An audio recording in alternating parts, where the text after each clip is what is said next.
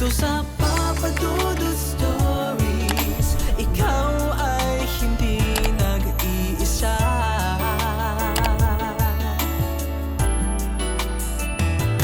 Dito sa Papa Dudut Stories, may nagmamahal sa'yo. Papa Dudut Stories.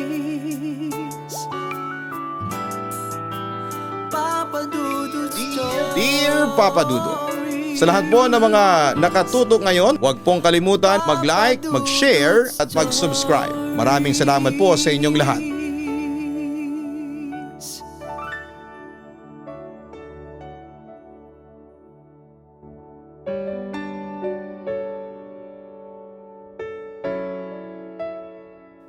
Kumusta na kayong lahat?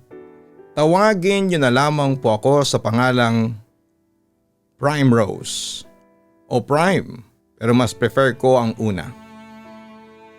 Dito ko ngayon nakatira sa Santa Quiteria sa Caloocan. Matagal mo na akong tagapakinig sa radyo pero kamakailan ko lang natuklasan ang inyong programa. Nang lumabas po sa suggested videos ko yung kwento ni na Carla na Fallen Admirer at kay Gail na Fallen Admirer 2.0. Aminin ko na nagandahan ako sa kwento kaya heto ko ngayon na-inspired na i-share sa inyo ang aking karanasan. Anyway, walang kinalaman sa engkanto ang kwento ko. Pero isa itong nakakatakot na karanasan na ayoko sanang balikan pa.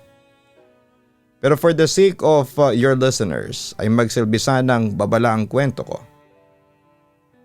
Bahala na rin kayo kung paniniwalaan ninyo o hindi. Papa Dudut, matagal na itong kwento ko. Pero sana'y makita ninyo kung gaano makapangyarihan ang ating Panginoon. God is real, so is the devil. But God is greater and His power is limitless.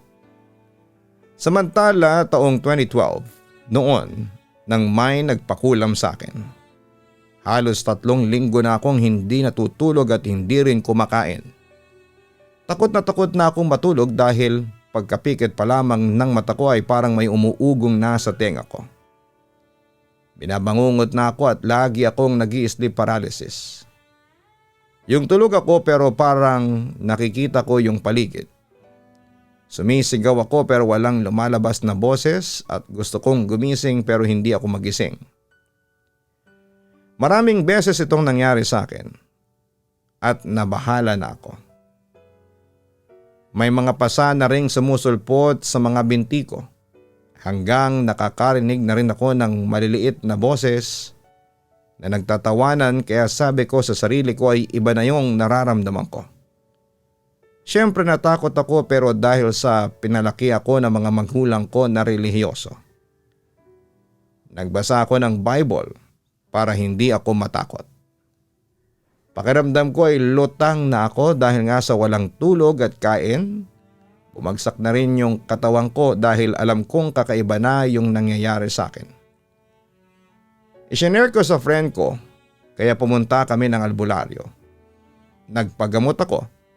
Ang sabi ng albularyo may nagpakulam daw sa akin na isang lalaki. Buti nga daw at naagapan.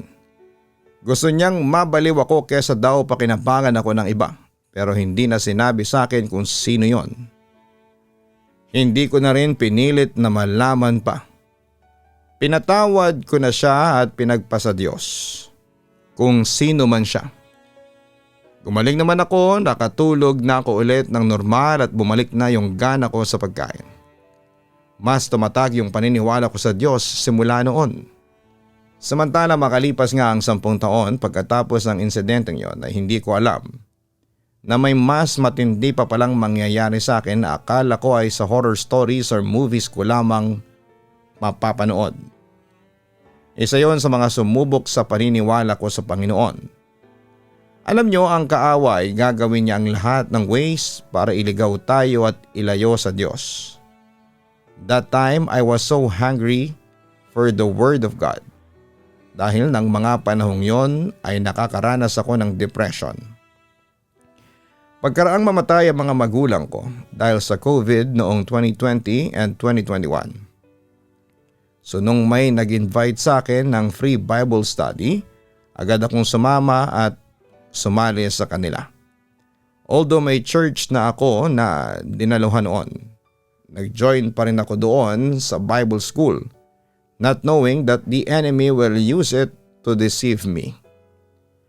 Papadudot halos 1 taon din akong umattend doon sa Bible class. Nung una'y maayos naman, pero noong tumagal ay parang may mga teachings na mali na. Lalo akong na-confuse at may mga red flags na. Pero tinuloy ko pa rin kasi sabi ko, sinimulan ko na rin lang, edi tapusin ko na. Until that time na gusto ko nang umalis. Pero natatakot akong magpaalam. Kasi baka sabihin nila na betrayer ako. Na nasa katotohanan na ako pero aalis pa ako. Hindi ko alam na lalong lumakas ang depression ko. Umiiyak ako lagi, nagpe-pray kay Lord na kung wala sa katotohanan yung church o Bible na yon ay tanggalin na lamang ako doon. Naulit yung nangyari noon, lampas 1 linggo na hindi na naman ako makatulog at hindi kumakain. Umiinom lamang ako ng tubig noon pero walang kain dahil wala na akong ganang kumain pa. Until that day na naposes na ako ng bad spirit. Akala ko ay totally healed na ako sa kulam na naranasan ko noong 2012. Pero nagkamali ako. Dahil ang mga demonyo o bad spirits ay naghihintay lang pala ng chance na maposes ako sa mga panahong mahina ako. Physically, emotionally, and spiritually. Yung albularyo na pinuntahan ko noon ay hindi pala sa Diyos talaga. Kasi may nakapag-share sa akin na nakita niya habang nanggagamot yung albularyo. May itim na demon sa likod nito na pulang-pula ang mata. Yun yung guide niya sa panggagamot. Kaya naman sa pagkakataong ito ay binabalaan ko na kayo sa pagpunta sa mga albularyo. Hindi lahat ay totoong para sa Diyos. Yes, pwede kang gumaling pero may kapalit yon. And worst, it can be your soul. There is no other greater healer than God. I was delivered and healed by God's grace. Anyway, balik tayo sa kwento. Feeling ko talaga para akong napoposes ng demonyo ng mga sandaling yon. Bukod kasi sa mga narinig ko ay nawawala na ako sa sarili. Tapos ay nagkakamalay na lamang ako na sinasaktan ko na pala ang sarili ko.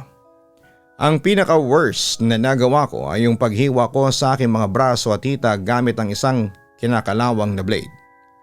Dahil dito ay agad akong pumunta noon sa ospital para magpagamot at magpa-inject ng anti-tetanus. Pagkatapos noon ay sinubukan kong pumunta noon sa aming church pero parang pinipigilan talaga ako ng aking katawan. Bumibigat ang pakiramdam ko noon tapos ay bigla akong nawala ng malay.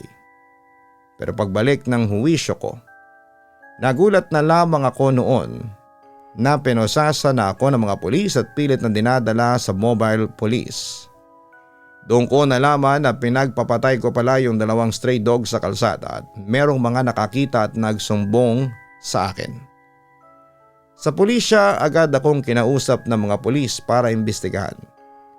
Pero sabi ko ay hindi ko alam ang ginagawa ko. Tapos ay kinuwento ko nga sa kanila na baka sinaniban ako. Sinamantala ko na rin ang pagkakataon para humingi ng tulong. Kaya imbis na ikulong ako ay nagpasya mga pulis na dalhin ako sa isang mental institution para obserbahan at humingi ng payo. Na-confine ako doon ng halos 3 days at nang makita nilang wala namang problema sa pag-iisip ko ay pinalaya din nila ako. Samantala pagka-uwi ko sa bahay ay nagbasa na lamang ako ng Bible na nakapukaw sa aking atensyon. We all experience times of testing, which is normal for every human being. But God will be faithful to you.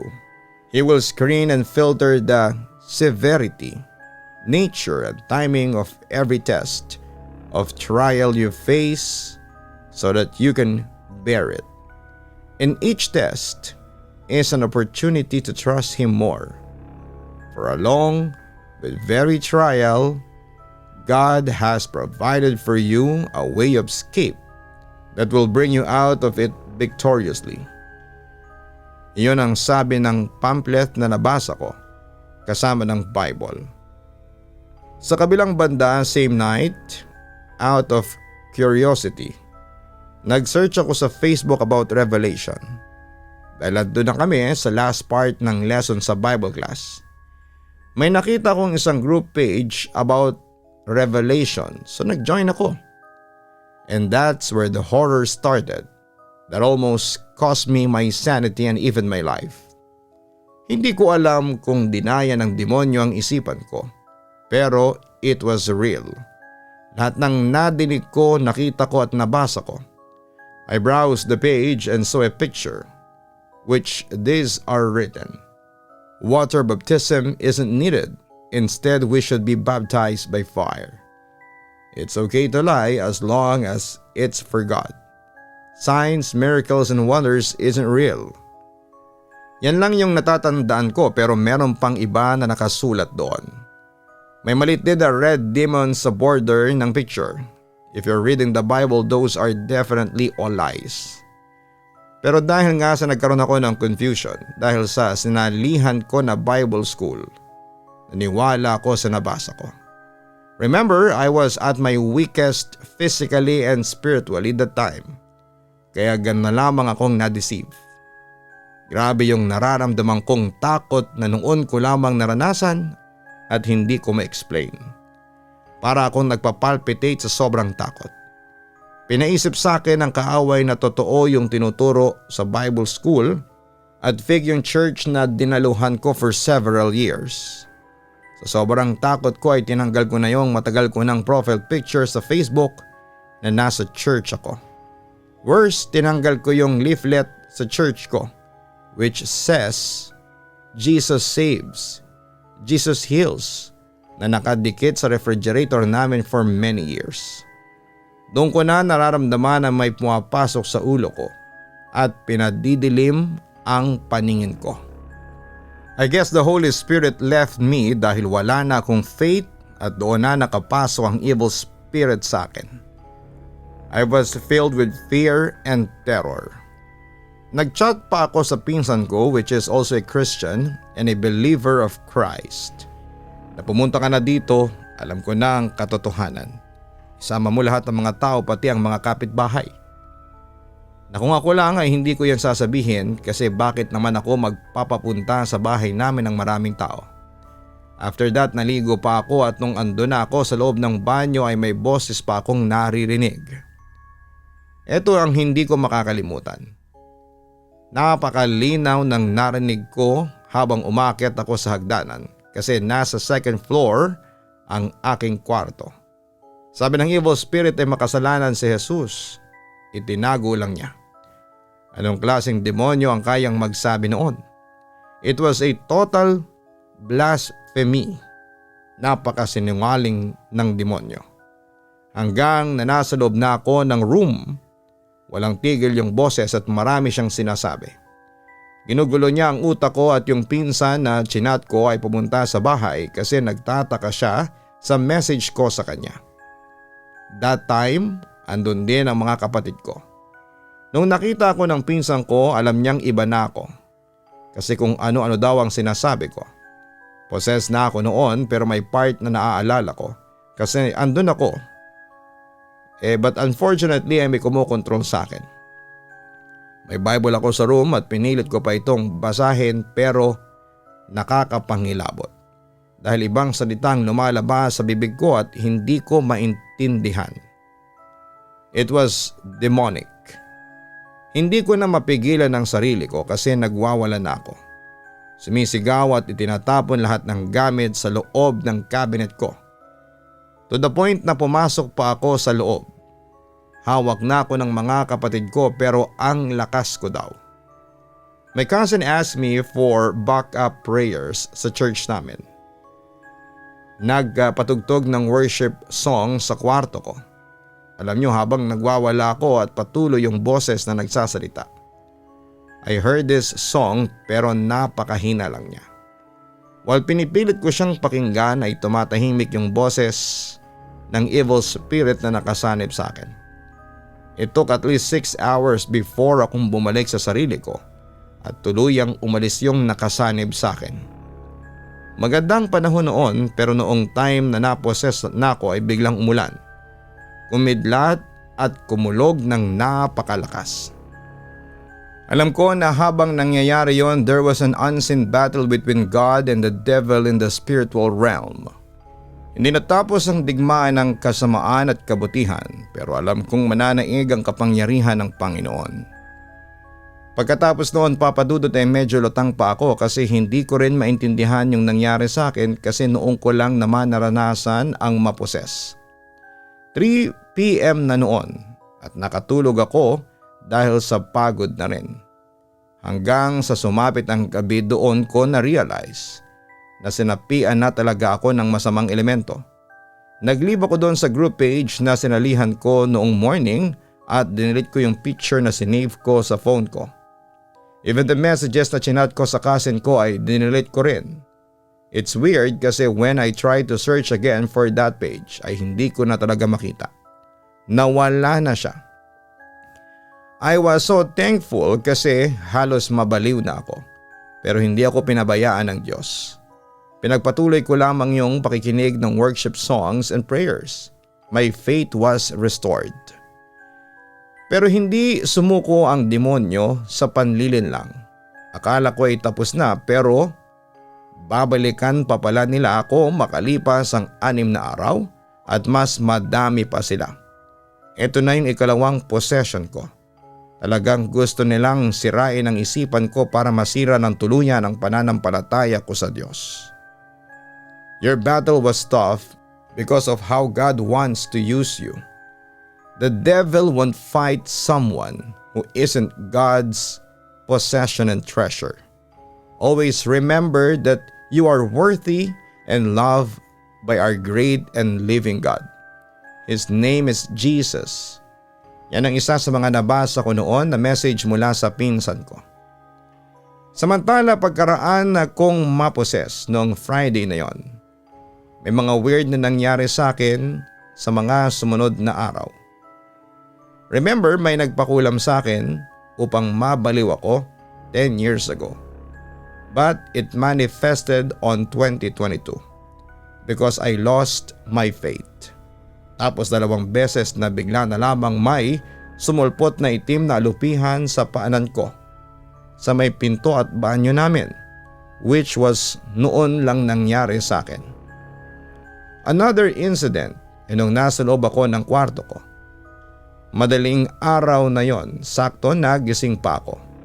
Biglang may pumasok na malaking salagubang na itim na may sungay at dumapo ito sa akin.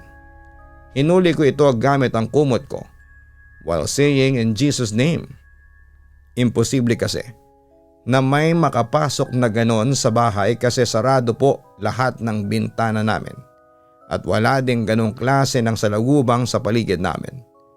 Nilagay ko ito sa isang maliit na box at binigay ko sa kapitbahay ko upang sila na mag-dispose. Kasi iba ang pakiramdam ko sa insekto na yon. Nakakatakot. Hanggang sa dumating ang araw ng linggo. Dumalo ako sa gawain namin sa church somewhere in San Pablo, Laguna. There I decided na babalik na ako dito sa church ko talaga at alis na ako sa Bible school na sinalihan ko that was meant to deceive me. I felt that it was the rightest thing to do.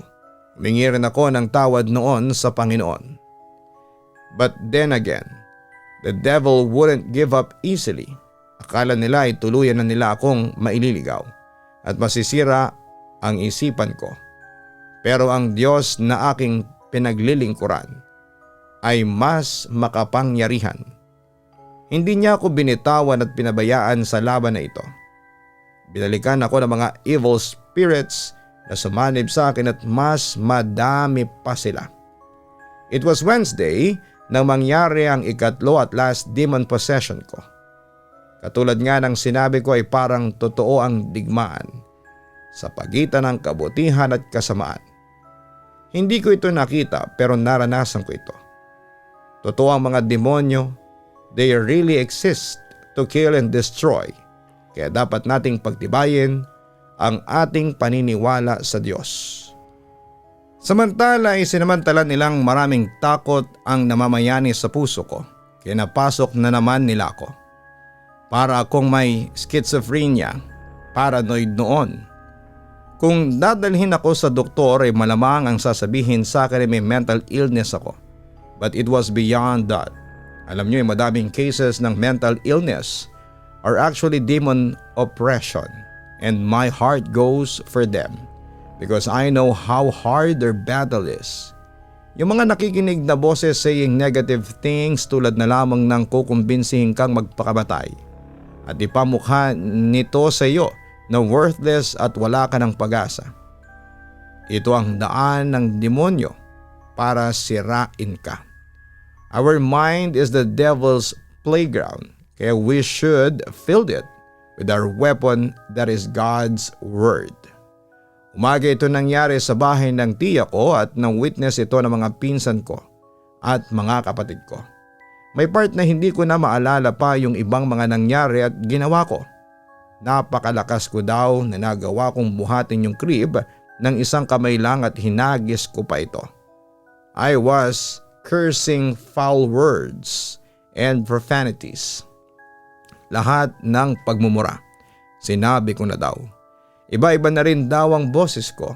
May maliit at malakas na boses. The worst part is demonic na yung boses na lumalabas habang galit na sumisigaw. Ginagaya din ng evil spirit pati yung pagsigaw ng hallelujah in mockery. Uhaw na uhaw daw ako at nakailang hingi ako ng tubig. But I remember that part na nilagyan ako ng asin sa bibig ko. Alam niyo, galit na galit yung nakasanib sa akin. So it's true that evil spirits and entities despise salt. Lalo daw akong nagwala. Dumudura daw ako at halos tumutulo na ang laway habang dinudura yung asin. Kasi sobrang sama ng lasa nito sa mga demonyo. Umaangat na rin ang katawan ko pababa sa sofa na kinakaupuan ko. Pero may mga humahawak sa akin kaya hindi daw ako makalutang. Nakapagtataka lang daw na kahit sobrang lakas ng sigaw ko ay hindi man lang ito nakikinig ng mga kapitbahay, which was imposible. But I guess angels covered the place for that battle. Papadudot hindi ko mawari na lahat ng yan ay nangyari sa akin. Grabe ang trauma sa mga naka-witness niyan sa akin. My relatives asked again for backup prayers sa church ko. Sakto may service ng Wednesday. They casted out and rebuked the evil spirits and unti-unting kumakalma ako at umaalis yung mga nakasanib pero halos inaabot from morning till evening ang pagposes sa akin. The demons never want to leave but God is a great deliverer. Pinasabay ako sa prayer kung saan ay tinaas ko ang mga kamay ko at nagsisi ako. Hindi ko rin alam kung bakit ako sumabay sa prayer and after that ay tumalon ako ng 3 beses habang sinasabi ang katagang hallelujah, praise the Lord. That was the moment I was finally freed from demon possession. Para lang hinipo ang isipan ko ng Diyos at bumalik ang katinoan ko.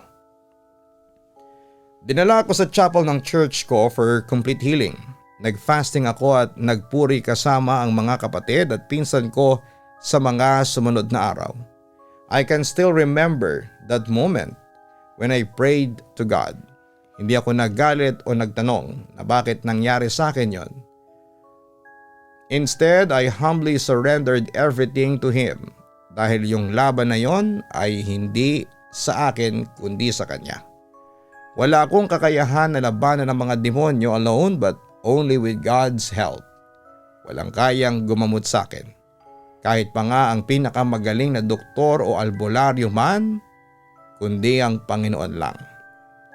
Praise God! Tuluyan na kasi akong gumaling at lalong tumibay ang aking paniniwala sa Diyos.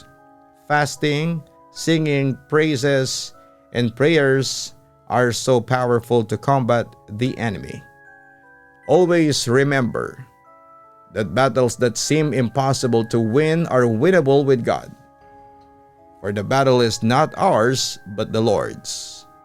At the age of 39 ay muli akong pinag-aral ni Lord sa college after 20 years through a scholarship.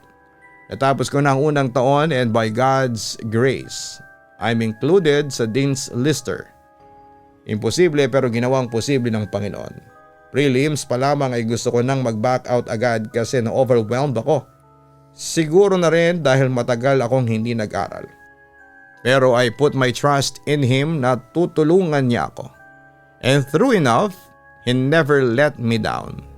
From being a mess and hopeless, He restored my mind and even my life. He is the God of restoration. Marami pang kwento ang buhay ko pero ikakwento ko na lamang yon sa mga susunod na araw. Umaasa ako na ang kwento at karanasan ko ay maging liwanag sa mga tao na may katulad ng pinagdadaanan ko kahit gaano pa kahirap ng pagsubok na naranasan natin. Tumawag lang tayo sa Diyos dahil totoong nakikinig siya. Huwag na huwag kang mawawala ng pag-asa, malaki at maganda ang plano ng Diyos sa buhay mo. Kaya magtiwala ka lang sa Kanya. Sabi nga sa isang religious booklet na nabasa ko, "For only God turn a mess into a message, a test into a testimony, a trial into triumph, and a victim into a victory." Papadudot dito ko na po tatapusin ang aking kwento. Muli maraming salamat at magandang araw po sa inyong lahat. Lubos na gumagalang, Prime Rose. Maraming salamat kay Prime Rose sa pag-share mo ng iyong kwento sa amin. Nakakatakot ito sa una pero puno ng aral. Ang Panginoon lamang ang makapangyarihan sa lahat. Oo, may pagkakataon na dumarating ang mga demonyo para maghasik ng lagim at para manlinlang ng tao. Pero kung malakas ang paniniwala natin sa Diyos, ay hindi magtatagumpay ang kasamaan na sirain ang ating buhay. At para mas lalong tumibay ang ating paniniwala sa Kanya, ipaubayan natin ang ating sarili sa Kanya. God has better plans for us. At kung mabubuhay tayo sa Kanyang salita, ay hindi tayo kailanman guguluhin ng mga kampo ng kadiliman. Sabi nga sa Psalm 28 verse 7, "The Lord is my strength and my shield. My heart trusted in Him, and I am helped. Therefore my heart greatly rejoices, and with my song I will praise Him."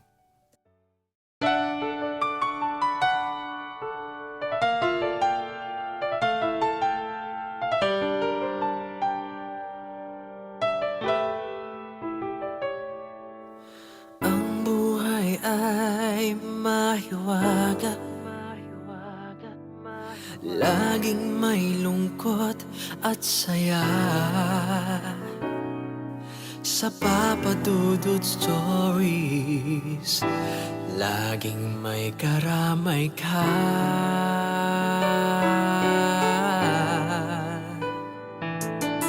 Mga problemang kaibigan,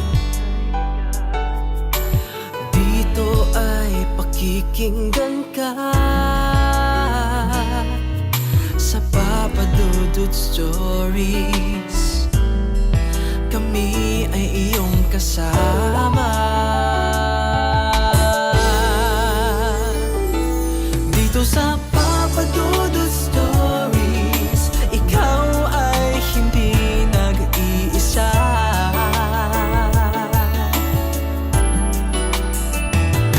Dito sa Papa Dudut Stories, may nagmamahal sa'yo. Papa Dudut Stories, Papa Dudut Stories, Papa Dudut Stories.